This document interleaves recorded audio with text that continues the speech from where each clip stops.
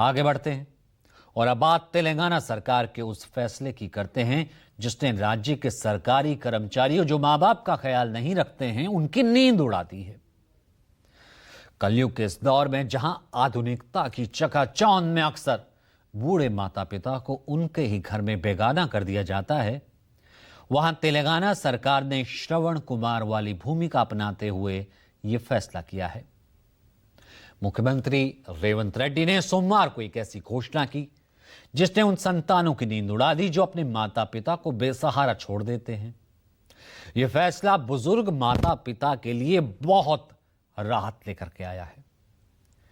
दरअसल तेलंगाना की रेवंत रेड्डी सरकार एक ऐसा कानून लाने की तैयारी कर रही है जो बुजुर्ग माता पिता के लिए सोशल सिक्योरिटी का ढाल बनकर उन्हें सुरक्षा देगा। सीएम रेवंत रेड्डी ने सोमवार को इसकी घोषणा भी कर दी। यह ऐसा फैसला है जिससे राज्य के उन बेपरवाह सरकारी कर्मचारियों को परेशानी हो सकती है जो अपने बुजुर्ग मां बाप को बोझ मानते हैं और छोड़ देते हैं, उनकी देखभाल नहीं करते हैं। हम आपको इस फैसले का विश्लेषण दिखाएंगे, लेकिन उससे पहले आप सुनिए कि तेलंगाना के मुख्यमंत्री ने इस पर क्या कहा।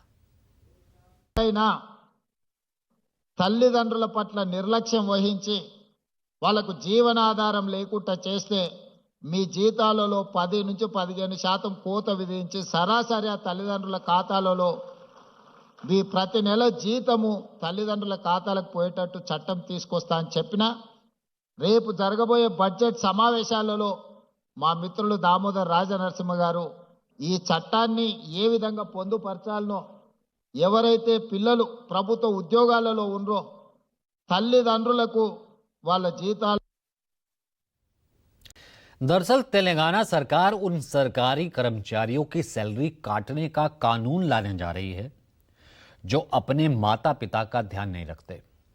सीएम रेवंत रेड्डी ने प्रशासन को सख्त दिशा निर्देश दिए हैं कि बुजुर्ग माता पिता द्वारा अपने बच्चों के खिलाफ की गई शिकायतों को बहुत गंभीरता से लिया जाए। रेवंत रेड्डी ने सोमवार को सैलरी काटने का आदेश जारी करके सरकारी कर्मचारियों की परेशानियां बढ़ा दी। अब आपको बताते हैं डिटेल से यह फैसला क्या है। मुख्यमंत्री रेवंत रेड्डी ने कहा कि अगर किसी बुजुर्ग माता पिता ने अपने सरकारी कर्मचारी बेटे या बेटी के खिलाफ शिकायत की तो कर्मचारी की सैलरी 10 से 15% कट जाएगी और यह कटी हुई राशि सीधे माता पिता के बैंक खाते में ट्रांसफर हो जाएगी ताकि अपना जीवन सम्मान के साथ वो जी सके। साथ ही सीएम रेड्डी ने यह भी साफ किया कि जो गवर्नमेंट एम्प्लॉय सरकारी कर्मचारी अपने माता पिता की देखभाल नहीं करेंगे उनके खिलाफ सख्त कानूनी कार्रवाई होगी। इतना ही नहीं, तेलंगाना सरकार वरिष्ठ नागरिकों की देखभाल के लिए सरकार प्रणाम नाम का डे केयर सेंटर भी शुरू करने जा रही है। कांग्रेस ने एक्स पर पोस्ट कर डे केयर सेंटर के बारे में जानकारी दी। प्रणाम डे केयर सेंटर, इसका उद्देश्य बुजुर्गों के अकेलेपन को दूर करना, उनकी देखभाल करना, उनके साथ खुशियां बांटना। इस योजना के तहत राज्य भर में 37 डे केयर सेंटर खोले जाएंगे। इनमें स्वास्थ्य की जांच, भोजन, उनका मनोरंजन, लाइब्रेरी और मुफ्त इंटरनेट की सुविधा मैंडेटरी होगी, वहां पर होगी ही होगी। रेड्डी सरकार का यह साफ कहना है कि अगर मां बाप इग्नोर किए जाएंगे तो सरकारी कर्मचारी बेटे बेटियों पर तो कानूनी कार्रवाई होगी ही। ये एक मानवीय कदम है ताकि हमारे बुजुर्ग गरिमापूर्ण जीवन यापन कर सकें। शिकायत के लिए सरकार विशेष शिकायत तंत्र विकसित कर रही ताकि उनको परेशानी ना हो। इसकी जानकारी कानून बनने के साथ ही साझा कर दी जाएगी। फिलहाल यह घोषणा सरकारी कर्मचारियों के लिए ही है। निजी क्षेत्र के, प्राइवेट क्षेत्र के कर्मचारियों पर नियम लागू नहीं होगा। सरकार जल्द ही एक विस्तृत कानून लगाएगी बाकायदा। इसके लिए रेवंत रेड्डी सरकार 26-27 के बजट सत्र में एक स्वास्थ्य सेवा नीति पेश करेगी जिसमें डिटेल कानून होगा। तो कानून बनने के बाद ऐसी सरकारी कर्मचारियों को खैर नहीं जो अपने मां बाप की अनदेखी करती हैं, छोड़ देती हैं, वृद्धाश्रम में छोड़ आते हैं। यानी अब गुहार और मिन्नतों का दौर खत्म हुआ, क्योंकि तेलंगाना सरकार ने सीधा प्रहार जेब पर किया है। महज एक प्रशासनिक आदेश नहीं है ये, बल्कि उन थकी हुई आंखों को इंसाफ दिलाने की ये कोशिश है जो उम्र के आखिरी पड़ाव पर अपनों का साथ तलाशते हैं। तेलंगाना से उठी ये गूंज अब पूरे देश के लिए एक नजीर बन सकती है।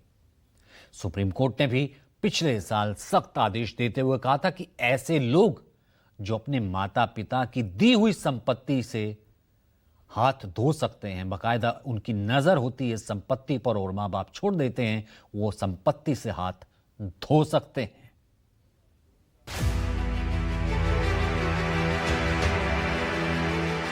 भारत की संस्कृति में माता पिता को भगवान का दर्जा दिया जाता है, लेकिन आज बदलते समय में वही बुजुर्ग अपने बच्चों के लिए बोझ बन गए हैं। संपत्ति के नाम पर उन्हें घर से निकाल दिया जाता है या अकेला छोड़ दिया जाता है।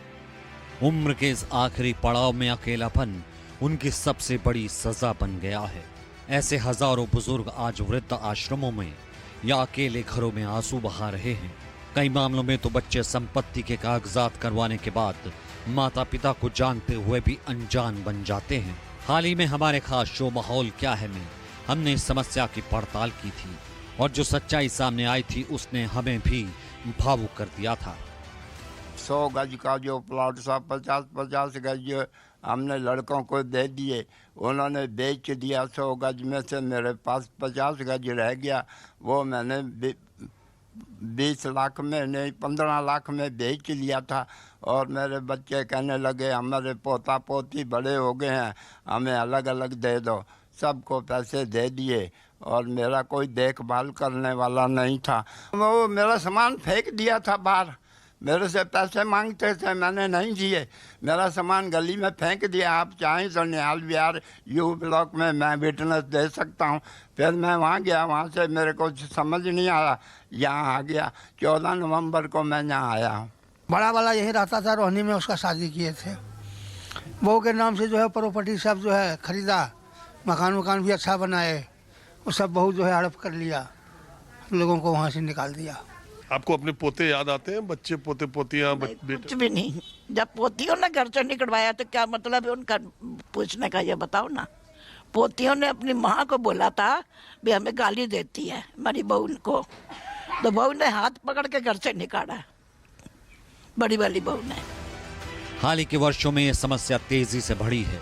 सैकड़ों मामलों में बच्चे माता पिता को अस्पताल में इलाज के बहाने छोड़कर भाग जाते हैं, खासकर तब जब संपत्ति के कागजात उनके नाम हो जाते हैं। पिछले साल राष्ट्रपति द्रौपदी मुर्मू ने भी बुजुर्गों और वरिष्ठ नागरिकों को लेकर चिंता जताई थी। वरिष्ठ नागरिक अतीत से जुड़ने की कड़ी है और भविष्य के मार्गदर्शक भी है।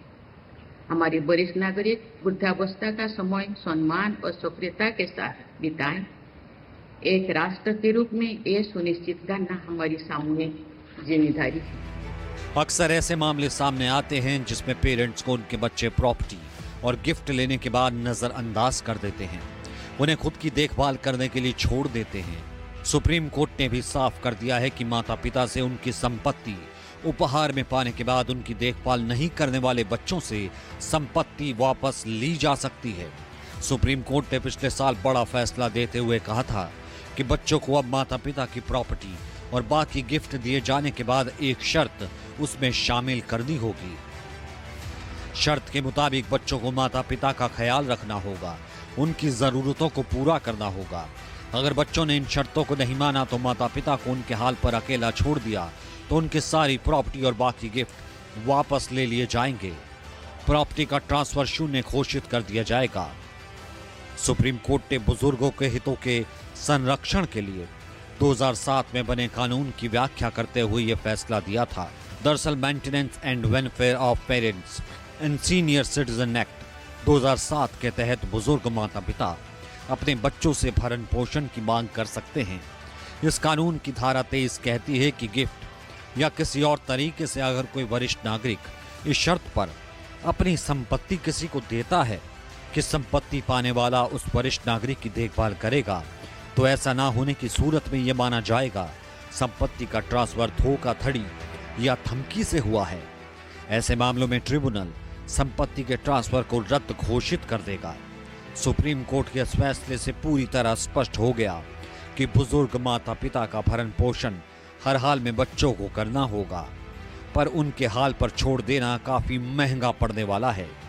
सुप्रीम कोर्ट का यह फैसला अपने आप में ऐतिहासिक और बेहद महत्वपूर्ण है। बुजुर्गों के साथ एक बड़ी चिंता अकेलेपन की है। न्यूक्लियर फैमिली, शहरों की भागदौड़ और आर्थिक दबाव ने श्रवण कुमार वाली परंपरा को लगभग खत्म कर दिया है। हेल्पेज इंडिया की एक रिपोर्ट के अनुसार शहरी बुजुर्गों में सबसे ज्यादा संख्या अकेलेपन से जूझने वालों की है। परिवार में रहते हुए भी ऐसे बुजुर्ग या अपने बेटे या बहुओं से संवाद बंद कर चुके हैं। विश्व की अधिकांश जनसंख्या वृद्धावस्था की ओर बढ़ रही है और भारत भी अब इससे अछूता नहीं है। हर बीते साल में देश में बुजुर्गों की आबादी बढ़ती जा रही है। अगर यही हाल रहा तो बहुत जल्द देश में बुजुर्गों की आबादी 30 करोड़ से ज्यादा हो जाएगी। आंकड़ा संयुक्त राष्ट्र जनसंख्या कोष की एक रिपोर्ट है। उसके मुताबिक जिस समय भारत आजादी के 100 साल का जश्न मनाएगा, उस समय देश में बुजुर्गों की संख्या कुल जनसंख्या का 20% होगा, यानी कि 20%। भारत की जनसंख्या में 60 वर्ष या इससे अधिक उम्र के बुजुर्गों की संख्या वर्ष 2011 में थी 9%। 2025 में भारत में बुजुर्गों की हिस्सेदारी बढ़कर कुल आबादी का 10% हो गई।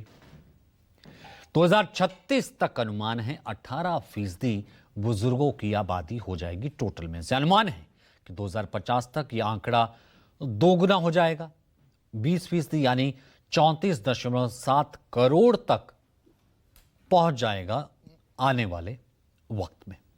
इसलिए अपने बुजुर्गों का जितना हो सके ख्याल रखिए। आगे बढ़ते हैं